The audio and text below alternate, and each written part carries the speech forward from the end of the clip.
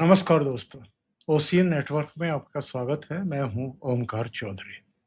दो मुद्दों पर बात करेंगे। दिमागी नक्सलियों पर जो टिप्पणी की थी प्रधानमंत्री नरेंद्र मोदी ने, लेकिन उससे भी पहले बात करेंगे सोनिया गांधी ने कल जो वंदे मातरम का गान बीच में ही रुकवाने की कोशिश की। मंगलुरु में आज किसी की तरफ से उस पर एफआईआर दर्ज कराने की एक तहरीर दी गई है। होगा कि नहीं होगा, क्योंकि कर्नाटक है और कर्नाटक का मतलब है कांग्रेस की सरकार। दूसरे, आज गृह मंत्री अमित शाह राजस्थान में थे।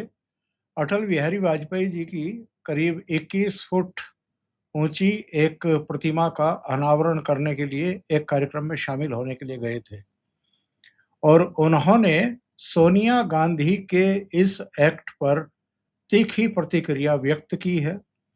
कांग्रेस से और सोनिया गांधी से देश से माफी मांगने की उन्होंने मांग कर दी है। यानी ये मामला अब तूल पकड़ता हुआ दिखाई दे रहा है।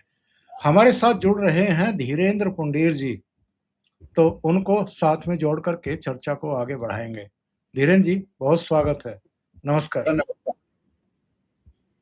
धीरेन्द्र जी, पहले जरा अमित शाह को सुन लेते हैं, उन्होंने जो कहा है। वंदे मातरम के प्रागट्य का हमने लाल किले की वंदे मातरम को फिर से एक नया शुरू से सुनते हैं। 150वां साल है वंदे मातरम के प्रागट्य का। हमने लाल किले की प्राचीर से मोदी जी ने वंदे मातरम को फिर से एक नया आयुष्य देने का काम किया है। और इनकी निर्लज्जता देखिए, कांग्रेस पार्टी के मुख्यालय पर वंदे मातरम का गान हो रहा था। चालू गान में कांग्रेस की नेत्री सोनिया जी ने कांग्रेस अध्यक्ष को गान रोकने का कहा। हम सब टीवी पर देखते रह गए। 80 साल के बाद बंकिम बाबू का ये अमर मंत्र, अमर गान जब फिर से सम्मान प्राप्त कर रहा है, वो भी सोनिया जी को राज नहीं आता है। सोनिया जी, 140 करोड़ की जनता आपको देख रही है।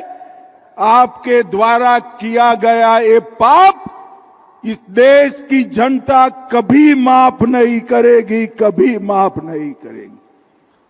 कोई स्वप्न में भी कैसे सोच सकता है कि वंदे मातरम उसका गान अधूरा छोड़ दिया जाए? कांग्रेसियों को शर्म आनी चाहिए। और जरा भी शर्म बची है तो दो हाथ जोड़कर बंकिम बाबू की अमर आत्मा से और देश की जनता से माफी मांगनी चाहिए। धीरेन्द्र जी, ये घटना कोई छोटी मोटी है नहीं, और हम और आप जानते हैं कि लोकसभा और राज्यसभा दोनों के अलग अलग नेता प्रतिपक्ष हैं, लेकिन उनके ऊपर संसदीय दल की चेयरपर्सन सोनिया गांधी हैं। तो ऐसा तो हो नहीं सकता कि संसद में कोई कानून पारित हुआ हो, राष्ट्रपति के हस्ताक्षर हो गए हों 11 अगस्त को, और उनको इसकी जानकारी ना हो। दोनों पहलुओं पर आपसे हम टिप्पणी चाहेंगे। क्या जानबूझ करके ये किया गया है, अनजाने में किया गया है, या जो वोट परस्ती नेहरू के समय से चली आ रही है, जिसको उनकी बेटी ने भी जारी रखा, फिर राजीव गांधी ने भी जारी रखा, उसी को सोनिया गांधी भी जारी रखना चाहती है। एक मैसेज देना चाहती है मुसलमानों को कि भले ही सरकार ने ये कर दिया हो, पर हम अभी भी केवल जो 2 अंतरे हैं उन्हीं के पक्ष में है, बाकी के 3 अंतरों के पक्ष में नहीं। सर सवाल ये नहीं है कि वो 2 के पक्ष में, सवाल ये है कि वो 2 भी कितने दिन में हटा देंगे, ये सवाल ज्यादा बड़ा है। क्योंकि केरल में ये प्रयोग हो गया, केरल में उन्होंने कर दिया, तो इसीलिए ये जो सोनिया गांधी कर रही हैं, राहुल गांधी कर रहे हैं या मल्लिकार्जुन खड़गे कर रहे हैं, तीनों लोकसभा राज्यसभा में लंबे समय से हैं, तो इसलिए ये नहीं कह सकता कि वो संसदीय उनसे अनभिज्ञ हैं मर्यादाओं से, या उनको मालूम नहीं है कि क्योंकि उस बहस में तो बोली थी प्रियंका गांधी, वो खैर उस स्टेज पर प्रियंका गांधी नहीं दिखाई थी, वो प्रियंका गांधी उस पर बोली थी, आपने देखा होगा, उन्होंने तो बहुत सारी बातें की थी। तो लेकिन इसका अपमान जानबूझ के किया गया, क्योंकि वो मैसेज देना है, वो मैसेज अपने वोटर्स को देना है। दरअसल अब जैसे राजा की जान तोते में, कांग्रेस की जान मुसलमान वोट में अटक गई। उसको मालूम है कि जैसे तोता मरेगा तो राजा मरेगा, मुस्लिम वोट खत्म होगा तो वो भी मर जाएंगे। अगर उनकी तरफ से मुस्लिम वोट आना बंद हो गया तो उनकी पार्टी खत्म हो जाएगी। क्योंकि इस तरह से, मैं इस तरह आरोप लगाने के लिए नहीं कह रहा, मैं देख रहा हूं कि असम में 19 में से 17 मुस्लिम है, बंगाल में 2 के 2 मुस्लिम है। अगर आप देखेंगे ज्यादातर हिस्सा वहां किनका मंत्रियों को दिया गया तो उसमें भी मुस्लिम्स चुने गए। जम्मू कश्मीर में 6 चुन करके आए, 6 के 6 मुस्लिम। तो वही मैं एक के बाद एक इसलिए बता रहा हूं क्योंकि उनके पास वोटों का क्राइटेरिया है। दूसरा एक बड़ा इंटरेस्टिंग सा फिगर मैं दर्शकों को देता हूं जानकारी। केरल में जहां मुस्लिम बाहुल्य सीटों पर है वहां 51-52% वोट मिले यूडीएफ को, कांग्रेस को 1900 में, और जहां क्रिश्चियन है वहां 50.26 मिले।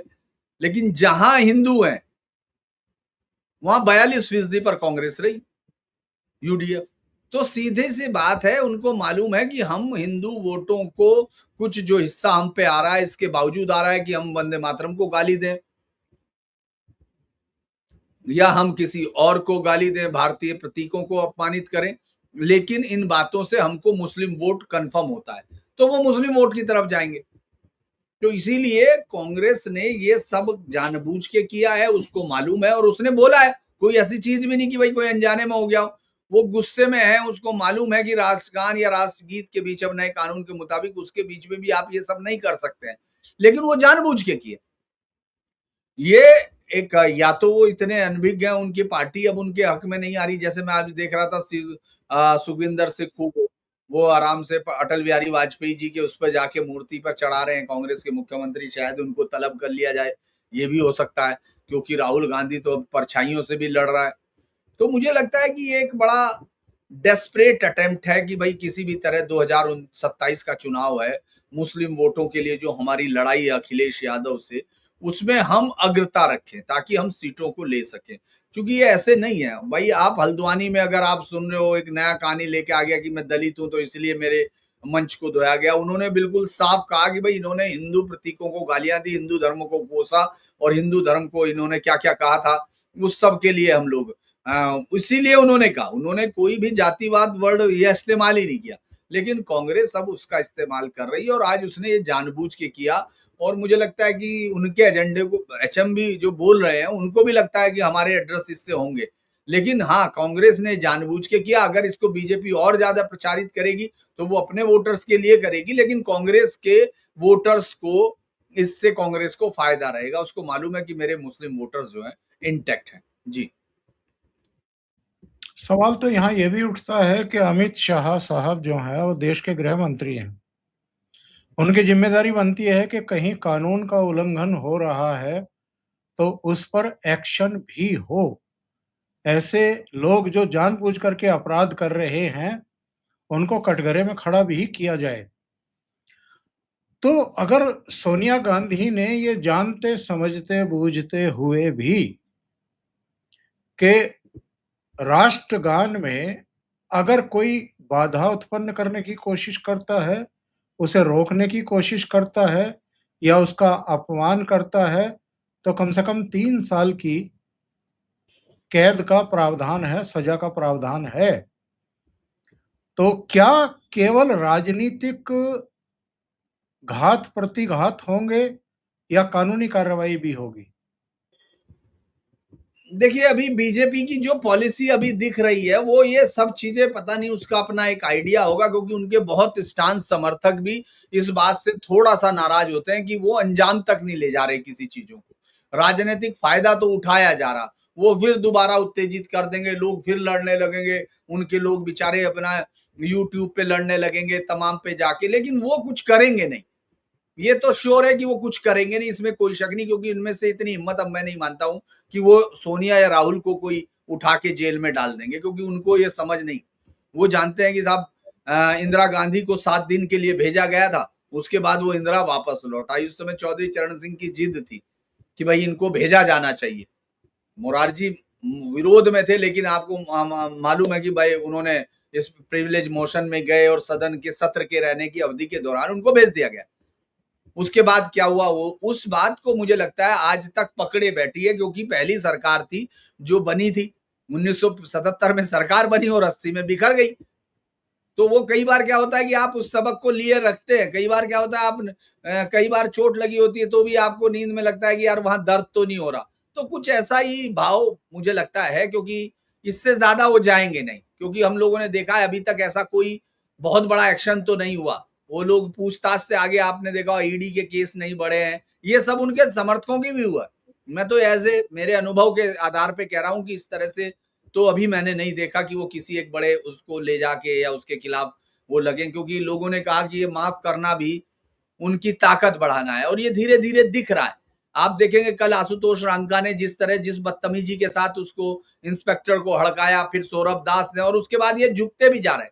मनन कुमार मिश्रा, उसको देखा होगा, उसने पहले तो बिना सोचे हुए शुरू हो गया, और शुरू हो गया तो फिर उसके बाद सबसे पहले उसने कहा कि नहीं वापस ले ले, वापस भी ले लिया, फिर माफी भी मांगनी शुरू कर दी, क्योंकि वो तो आप लगातार उनको बढ़ा रहे हैं। हो सकता है कि अब ये आपकी राजनीति हो, मुझे नहीं मालूम है, लेकिन मैं एज ए एक आदमी की तरह कई बार सोचता हूं कि आदमी कई बार क्या होता है कि फ्रस्ट्रेशन में होता है, वो ये समर्थक भी फ्रस्ट्रेट होता है। कई बार लोग कहते हैं ना कि घास टाइम पे नहीं मिला तो गाय कसाई पे खड़ी हो जा, तो वो वाली बातें कई बार लगती है कि ये होगा कुछ नहीं। इतना मुझे लगता है कि भाई इनके इतनी हिम्मत तो मुझे नहीं दिखती है इस सरकार में कि वो जाके कह दे कि नहीं मैं सोनिया को अरेस्ट करवा दें, या उनके खिलाफ मुकदमे तो देखिए एफआईआर होंगी। अब आप उसको अगर कार्रवाई मान लेंगे तो मैं मान लेता हूं, वो तो अलग अलग लोग कर ही रहे हैं भाई, प्राइवेट में तो हो ही रहा ना। जिन लोगों को लग रहा है, वो मैंने कहा ना कि जैसे ही वो लोग सुनेंगे इनके समर्थकों को लगेगा, हालांकि अब वो थोड़ा सा पीछे हटने लगे। मैं मेरे ही लाइव में देखता हूं जो लोग उनके लगातार वो रहे हैं, वो भी लगातार सवाल उठाते हैं कि भाई ये होगा कब, एक्शन कब होगा, आप जो बोल रहे हो। तो वो मुझे लगता है कि जिस साइलेंटली काम करते हैं मोदी जी, ऐसा नहीं, मैं उनकी कोई ये नहीं कह रहा कि भाई सरकार में, लेकिन मुझे लगता है कि ओपनली वो अब सीधा टकराने से बच रहे हैं। क्या है कारण है वो नहीं मुझे पता, लेकिन हाँ, और उसका फायदा विपक्ष को लगातार हो रहा है। वो वोटों में हो नहीं हो, लेकिन अभी एक परसेप्शन तो क्रिएट हो रहा है भाई, वो रोज गालियां वो सब चीजें, और आप माफ करते रहो। आप माफ कर सकते हैं दोस्त, क्योंकि ये आपका व्यक्तिगत मसला होगा, लेकिन देश के प्रधानमंत्री का कोई भी मसला व्यक्तिगत नहीं होता है, और ये तो राष्ट्र का सीधा मसला है। अगर आप वंदे मातरम पे कानून बना रहे हो और उसको लागू कराने की हैसियत नहीं है, ताकत नहीं है, तो फिर ऐसे बहुत सारे कानून है, चलते रहेंगे, एक और होगा। हाँ ठीक है, हो सकता है पॉलिटिकली आपको माइलेज मिले, क्योंकि देश की जनता इमोशनल तो है भाई। वंदे मातरम ऐसा मुद्दा है सर, मैं तो ये कहूंगा कि वंदे मातरम को इन्होंने वापस किया, ये एक बहुत बड़ी बात है, लेकिन हाँ कार्रवाई करेंगे या नहीं कि ये दूसरी बात है, दोनों अलग अलग बातें हैं। चिदम्बरम कह रहे हैं कि I am proud to be a दिमागी नक्सल। मुझे लगता है उससे बेहतर तो किसी को और कहना भी नहीं चाहिए, क्योंकि वही सबसे प्राउड है। क्योंकि जब हमारे देश के 76 जवान, जो कभी मुझे नहीं लगता कि एक दिन सेना की किसी कार्रवाई में भी, जब हमारे पे चीन का हमला हुआ, शायद उस समय 20 जुलाई की बात वो होगी, 20 अक्टूबर अटैक हुआ जब, उसको भी मुझे नहीं लगता 20 अक्टूबर 1962 के बाद, उस समय भी हो सकता है कि इतने ना हो। 76 लोगों को एक साथ, हमारे जवानों को, सीआरपीएफ के 75 थे, एक स्थानीय पुलिस का था, उनको आपने चिंतन लार में वहां उनको मारा गया। उसके बाद वहां नाचे वो लोग उनकी लाशों पे, और यहां जेएनयू में नाचे। फिर यही गृह मंत्री, हालांकि इसको मैं बहुत अच्छा वो मानता हूं, लेकिन कई बार क्या होता है कि आपकी बुद्धि को सत्ता के लिए इतने ज्यादा आप निपट जाते हैं कि आपको समझ में नहीं आता, क्योंकि इस आदमी ने कहा कि भाई मैं पहले ही अपील की फर्स्ट मिनिस्टर की, हम बात करना चाहते हैं। मुझे याद है वो भाषण है, एक जेएनयू में ही शायद इन्होंने दिया था, जिसमें ये कह रहे हैं कि हम आपको बातचीत की अपील कर रहे हैं और हम आपसे हथियार रखने की बात नहीं कर रहे, क्योंकि हम जानते हैं आप हथियार नहीं रखोगे। ये वो गृह मंत्री है जिसके समय में सबसे बड़ी 8 से लेके 12 तक का हिंसा का दौर है, जिस दौरान ये गृह मंत्री रहे देश के। और हमको मालूम है, हम हर रोज इस तरह की खबरें कवर कर रहे थे। या तो जिहादी आतंकी लगातार, आपने देखा होगा जो आईएम का नेटवर्क है वो लगातार होता रहा था, हालांकि वो फिर इनके समय में ही टूटा। 2008 में आपने देखा होगा जो L18 पर जो अटैक हुआ, वो हुआ आईएम के, इंडियन मुजाहिदीन का जो बटला हाउस एनकाउंटर हुए, वो सब इनके हुए। लेकिन उसमें भी गुजरात पुलिस का बहुत बड़ा रोल था। हालांकि आईबी ने उसको पूरा ट्रैक करके दिया था, पूरा जोड़ के दिया था। लेकिन मैं फिर भी कह रहा, क्योंकि वही केस था जिसमें उन्होंने कहा, अभी आपने देखा होगा कि जब अजीत डोवाल के लिए बोल रहे थे, जब उनको अवार्ड दिया गया लोकमान्य का, तो उस दिन जिक्र किया, होम मिनिस्टर साहब ने जिक्र किया कि भाई वो जब पहली बार इनसे मिले तो वो दिन वो था जब अहमदाबाद में साबरमती में ब्लास्ट हुए। और तब प्रधानमंत्री मोदी ने कहा कि अजीत डोभाल जी को बुलाइए, उनसे डिस्कस कीजिए और उनसे बात कीजिए। तो उन्होंने कहा था कि हमको किसी भी कीमत पर वो दूसरे राज्यों में भी हो तो नहीं छोड़ना। तो मुझे याद है डॉक्टर आशीष भाटिया हुआ करते थे, उस समय ज्वाइंट कमिश्नर क्राइम हो गए थे, बाद में वो फिर डीजीपी से रिटायर हुए, दिल्ली के थे, बहुत ही शानदार अफसर, 1985 बैच के आईपीएस थे। तो और मेरे अच्छे, मतलब मेरे से उनसे, मतलब हम लोग जब इन्वेस्टिगेशन में थे तो अच्छे रिश्ते होते थे।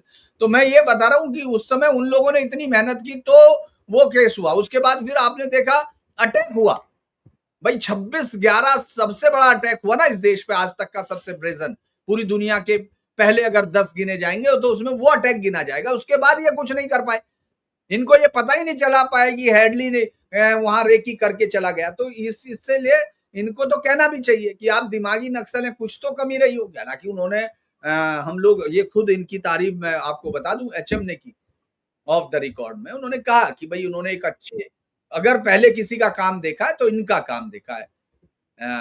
पिल्लई साहब थे, जी के पिल्लई, और ये लोग बहुत अच्छा। लेकिन राजनीतिक, अपने बेटे के राजनीतिक भविष्य या अपना राजनीतिक भविष्य या कुछ और, या मोदी के खिलाफ नफरत, ये सब चीजें इनको उसी तरफ ले जा रही है जहां कहा जा रहा है दिमागी नक्सल या वो। क्योंकि ये बात लोगों को हिला देती है, ये बात लोगों को हिला देती है कि क्या इस देश का फेडरल स्ट्रक्चर इतना ताकतवर हो जाएगा, या ये देश इतना ताकतवर हो सकता है कि भाई जो ये एनजीओ के कैंसर हैं, जो विदेशों के ऊपर से ताकत है। क्योंकि कल सर आपने अगर गौर किया होगा, जो न्यूक्लियर हमारे यहाँ प्लांट एस्टेब्लिश करने के लिए एक बड़ा पॉलिसी शिफ्ट किया गया, जिसमें हम लोग प्राइवेटली को भी, हाँ ये मैंने देखा था, प्राइवेट जो उनके प्लेयर्स हैं उनको भी जगह दी जा सकती है।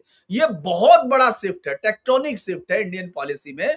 अगर आप देखेंगे तो भारत पूरी दुनिया में किसी पर निर्भर नहीं रहेगा। हम अपनी ऊर्जा जरूरतों को जिस तरह डाइवर्सिफाई कर रहे हैं, ये उन लोगों को जरूर चुभेगा जिनके लिए ये हो नहीं पाया। बहुत सारे तो इस फ्रस्ट्रेशन में करने लगते हैं, यार मैं भी कर सकता था, मैंने क्यों नहीं किया। तो ये सब चीजें हैं, तो मुझे लगता है वो इससे बेहतर कुछ और नहीं बोल सकते थे। जी, मैं जयराम रमेश के इस ट्वीट पर आता हूं, जो एक वो बड़ा पुराना गाना था किशोर कुमार का, हम बोलेंगे तो बोलेंगे कि बोलता है। वैसे तो आमतौर पर प्रधानमंत्री शांत रहते हैं, चुप रहते हैं, लेकिन जब उनके बोलने का समय आता है, और खास तौर से 15 अगस्त को लाल किले की प्राचीर से राष्ट्र को संबोधित करते हैं, तो उनका हक बनता है कि वो जो कुछ देख रहे हैं इस समय देश में होते हुए, उस पर टीका टिप्पणी तो करें। उन्होंने की, अर्बन नक्सल के बजाय उन्होंने दिमागी नक्सल जो है इस बार शब्द का प्रयोग किया है। तो ये जो शिफ्ट है, या ये जो एक अलग शब्द का प्रयोग किया है, एक तो जरा इसके बारे में बताइए, और दूसरे, केवल जयराम रमेश की तरफ से ही इस तरह की प्रतिक्रिया नहीं आई है, जरा ये सुनिए। में प्रधानमंत्री ने एक शब्द का इस्तेमाल किया, दिमागी नक्सल। उन्होंने जी। कहा हमने नक्सलवाद को तो टक्कर दिया, लेकिन दिमागी नक्सल अभी भी है और उनको हमें टक्कर देनी है और उनको चुनौती देना है, उनको आइडेंटिफाई करना है। अब क्या हम प्रधानमंत्री जी का ये कहना है कि जो भी सरकार का विरोध करता है वो दिमागी नक्सल है? और वो कड़वाहट कहीं ना कहीं प्रधानमंत्री जी के भाषण में भी नजर आई जब उन्होंने शब्द का इस्तेमाल किया, दिमागी नक्सल। पर प्रधानमंत्री जी ने कमेंट आज किया दिमागी नक्सल।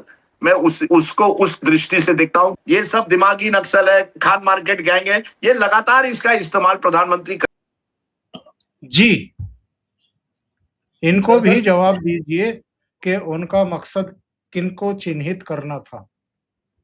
देखिए, कई बार क्या होता है हम लोग एक बात तो मैं मानूंगा कि गुस्सा भी हो या कुछ भी हो, लेकिन आप बहुत न्यूट्रल होके भी देखेंगे तो ये प्रधानमंत्री है तो विलक्षण है, जो ये जानता है कि होगा क्या, उसको मालूम है उसको मालूम है कि ये जो फरिश्ता की बीन बजेगी तो मैले कपड़े साफ होने आएंगे, सपेरा बीन बजाएगा तो नाग निकल के आएंगे, तो वो निकल आए। आप देखिए, खुद ही कह रहे हैं। और ये देश में दरअसल इस देश को सोचना तो होगा सर, क्योंकि आप अपने बच्चों से माँ बहन की गालियां नहीं सुन सकते, किसी को नहीं दिलवाना चाहेंगे। अगर वो उसको कूल कह रहे हैं, नॉर्मल कह रहे हैं, तो आप ये मान लीजिए कि वो कम से कम इंसानी हकदार नहीं, वो आपके देश का भला नहीं कर रहे हैं। क्योंकि मैं बहुत सारी चीजें दरअसल इस दौरान हम लोगों ने ये ईश्वर का और सौभाग्य की हम लोग चीजें पढ़ते रहे और फिर दोबारा पढ़ते हैं, तो मैं बार बार पढ़ रहा था कि डिसिप्लिन क्या होता है। वो आपको पूरे गीता में लिखते मिलता है, श्रीमद् भगवत गीता में वो बार बार इस बात पे बात करते हैं कि एक डिसिप्लिन होता है। और मैं कई बार पढ़ता हूं, शुरुआत के श्लोक से लेके जो लास्ट तक के श्लोक है उसमें वो बताते हैं कि एक भी बार ये नहीं कहते, वो ये भी कहते हैं कि अगर बुजुर्ग गलत है तो आपकी बातचीत का शिक्षा का अंदाज होना चाहिए। आप इसलिए आपने देखा होगा पहले भी हम लोग तो उस इलाके से आए हैं सर, जहां मुझसे ज्यादा आप बड़े भी हैं और मेरे ही बड़े हैं। तो आपको याद होगा हमारे यहाँ कहा जाता है कि कोई बाहर भी कुछ है तो वो बदतमीज से बूढ़ा मार भी रहा है ना, तो क्या कहता है, अरे जाने दे बूढ़ा आदमी है। तो हम लोग इस तरह के परंपरा से, तो इन लोगों को सुनना, ये लोग जो चोरी चकारी जिसको इन्होंने अधिकार बनाया, पहले इन्होंने क्या किया, पेड रिपोर्टिंग की, ये दलालों की तरह रहे, इन्होंने मंत्री बदलाए, इन लोगों ने दलाली की रिपोर्टिंग की, इन्होंने लोगों को हीरो बनाया, सबको मालूम है, जिसको नहीं मालूम है, इन्होंने देश बेचा, क्योंकि इन्होंने कश्मीर को डिस्प्यूटेड टेरिटरी कहा। ये वो लोग हैं, मतलब मैं इस पर्टिकुलर नहीं कह रहा हूं, मैं एक आइडियोलॉजी की बात कर रहा हूं। इन लोगों ने कश्मीरी पंडितों को उनके भागने का जिम्मेदार ठहराया, ये वो लोग हैं। क्योंकि बरखा दत्त का वो आज भी पढ़ा है, आप पढ़ सकते हैं, लोग सुन सकते हैं जाके। वो महिला ये कह रही है इतनी बेशर्मी के साथ कि भाई इनको इसलिए भगाया गया क्योंकि इनके पास सरकारी नौकरी थी, ये ज्यादा पढ़े लिखे थे, यानी मैं बहुत तेज भाग सकता हूं, इसके लिए मेरे पैर काटने चाहिए, वो इसलिए बरखा दत्त कह रही थी। दरअसल ये शुरू से उसी आइडियोलॉजी के है जिसका प्रधानमंत्री जिक्र कर रहे हैं। अब अर्बन नक्सल और इसके बीच का भी अंतर करते हैं, क्योंकि आपने कहा अर्बन नक्सल बेसिकली अगर आप देखेंगे वो नक्सलों की जमात पैदा हुई इस देश में जो जेएनयू से पैदा हुई, और जेएनयू ने उसको बड़ा फ्लोरिश किया और उसको आज इतना बड़ा बना दिया सर। आप सोचिए कि एक लड़की अपने पूरे देश के सामने अपने ऐसे पिता का जो एयरफोर्स में है, जो इतने सम्मान के काबिल है, जो ये कह रहा है कि तुम्हारी विचारधारा हमको मारने की है, वो औरत है जो भी है, मुझे क्या मतलब, जो स्कूल की जो भी है पढ़ रही है, जो वो कितने उससे गर्व से बता रही है, वो उसको भी बेच रही है अपने पिता के, एक बेचारे, मतलब मैं उनको बेचारा ही कहूंगा, एक बेचारे पिता की अपनी बच्ची से एक सामान्य अपेक्षा को भी वो बाजार में बेच रही है। वो अपने आप को बड़ा साबित करने के लिए अपने पिता के जो सपने हैं उन सब के खून से रंग ले हाथ, इस तरह की वो है। तो ये लोगों को आप कैसे जेन्युइन कह सकते हैं? तो ये कौन थे? ये लोग ढपली बजाते हैं। उसके बाद ये मैं नंदिनी सुंदरराजन का नाम लेता हूं, जो हिंदू के, उसकी पत्नी जो अब आज पूरे सरकार के, वो जो जब जाते हैं तो एक उसके खिलाफ एक एफआईआर लिखी जाती है। वो मई में जाते हैं 2016 में बस्तर के सुकमा के गांव में, मुझे याद है, वो उस गांव में जाके वहां के लोगों को बताते हैं कि नहीं, तुम्हारे लिए जल जंगल जमीन की सुरक्षा ज्यादा जरूरी है, बच्चे हमारे विदेश में रहेंगे कोई दिक्कत नहीं, हम 5 स्टार में रह लेंगे, तुमको इतना परेशान होने की जरूरत नहीं, हम एसी में बड़ी कष्ट से जिंदगी जिएंगे, हम लंबी गाड़ियों में बड़े कष्ट से जाएंगे, हम रात को दारू भी बड़ी महंगी अंग्रेजी बड़े कड़वी चीज हम पी रहे हैं, तुम कोई बात नहीं, तुम आराम से ताड़ी पियो, पानी पियो, तुम्हारे बच्चे स्कूल जाने की क्यों पढ़ेंगे, बेचारों को पढ़ना पड़ता है। वो उनको रटा रही थी। बाद में एक आदमी ने विरोध किया, जानते उसका मर्डर हो गया। आतंकी उन्होंने माओवादियों ने उसे खींच के उसके घर वालों के सामने मारा और उसके बाद उसकी पत्नी ने एफआईआर लिखाई 302 में इस कार्ड। तो ये सब लोग वो हैं। तो ये है अर्बन नक्सल जो यहाँ डपली बजाते हैं, गाने गाते हैं, एनजीओ के पैसे लेते हैं और उसके बाद कुछ दिन झोला कुर्ता पहन के जंगल में चले जाते हैं और उस जंगल में अपने लिए शिकार तलाश करते हैं। शिकार सुरक्षा बल इनके नहीं है, ये उनको उकसाते हैं, उनको जानवरों में तब्दील करते हैं, फिर उनको सुरक्षा बलों पर छोड़ते हैं। और उसके बाद ये सोच के देखिए सर, मैं इसलिए कह रहा हूं, मुझे कोई वो नहीं है, लेकिन मैंने चूंकि ग्राउंड रिपोर्टिंग वहां जाके की, आज कर्रे गुट्टा में जहां आज कल हमने 15 अगस्त फहराते देखा है, वहां जाना मुश्किल था। झारसा गुड़ा में हमारे आगे पीछे सारी सीआरपीएफ, मतलब मैं नारायणगढ़ में घुस रहा था तो ऐसे ही मैंने देखा वहां वो पर्चे लगे हुए, तो जो पर्चे होते हैं मैं देखने भागा तो उसने तुरंत एकदम बाइक रोक के उसने एकदम चिल्लाया मेरे पर, मैं मुड़ा, उसने कहा कि बस 2 कदम दूर माइन से। वो लोग इस तरह से कर रहे यार, स्कूल उड़ा दिए उन्होंने। अच्छा एक बात बताइए सर, स्कूल क्यों उड़ा रहे हो आप? बेसिक सा सवाल है। चलिए जैसे आप कह रहे हो कि जैसे वो हर चीज को न्यूट्रलाइज करते हैं ना, ये कह के कि यार कुछ ठीक तो नहीं हो रहा, क्या इसको विकास कहोगे? तुम स्कूल उड़ा देते हो, तुम सड़क बनाने वाले बुलडोजर जला देते हो, तुम इसको हॉस्पिटल नहीं बनने देना चाहते और कह रहे हो कि इनकी भलाई के लिए। तो ये सब अर्बन नक्सल वो थे जो अपने शिकार करते थे गरीब आदिवासियों का। दिमागी नक्सल वो है, उसमें कोई भी हो सकता है। अर्बन नक्सल प्लस ये जो नई पीढ़ी आई है, जो जिसको अपने माँ बाप को, जो माँ बहन की गालियां देने में अपने आप को सम्मान महसूस कर रही है। या आप सोचिए, मैं देख रहा था उसको, सौरभ दास को, कि वो स्क्रीन पे बड़ा अच्छे से बोल रहा था सबके साथ, लेकिन वो किसकी वकालत कर रहा? जो माँ बहन की गाली दे रही। वो स्क्रीन पे क्यों नहीं दे रहा माँ बहन की गाली? उसको भी देना चाहिए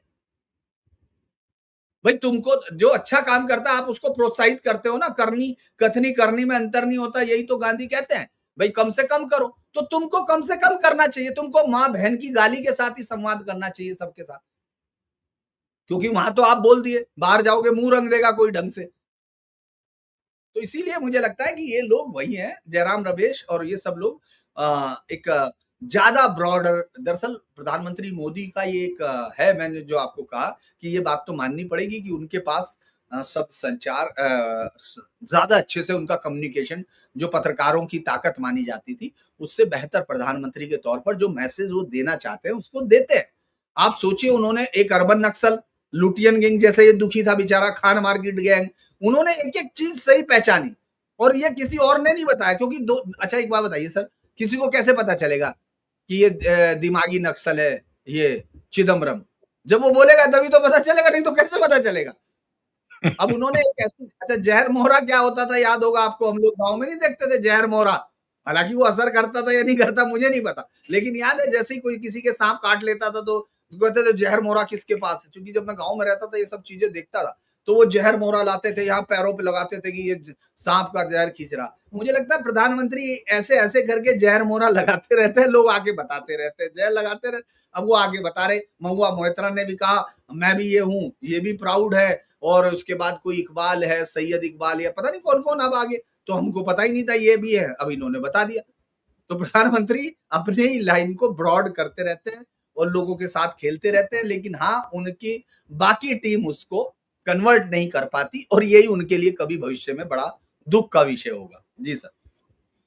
धीरेन्द्र जी बहुत बहुत धन्यवाद जुड़ने के लिए और इतने गहन तरीके से विषयों को समझाने के लिए, रेखांकित करने के लिए। दर्शकों से निवेदन है कि अगर ये चर्चा आपको अच्छी लगी हो तो लाइक का बटन दबा दें, वीडियो को शेयर करें, चैनल सब्सक्राइब ना किया हो तो चैनल को सब्सक्राइब भी करें, और धीरेन्द्र जी का चैनल आप देख रहे हैं स्क्रीन पर, नाम लिखा हुआ है, उनको भी सहयोग करें। बहुत बहुत धन्यवाद। नमस्कार।